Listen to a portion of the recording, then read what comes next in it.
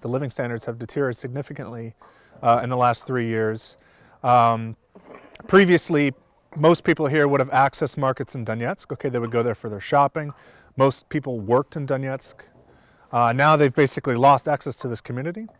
The next closest sort of large-sized community is at least a half hour away.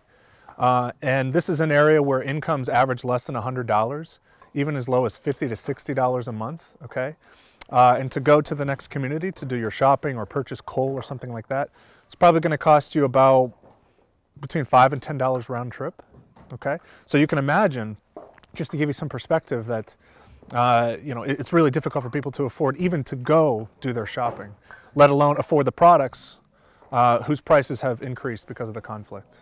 There are hundreds of homes in this town alone that have broken windows, damaged roofs, destroyed walls. I mean, the list goes on. They're in desperate need of shelter repairs. And again, that's just shelter. Then we have another category. The thing is, you know, we've determined that most people aren't in need of just one thing. People need shelter repairs. They need stable access to income, okay? They need, people are in need of food assistance. You know, we've seen in the last year, actually, the level of food insecurity in this region actually double in this last year alone. There are several factors at play here.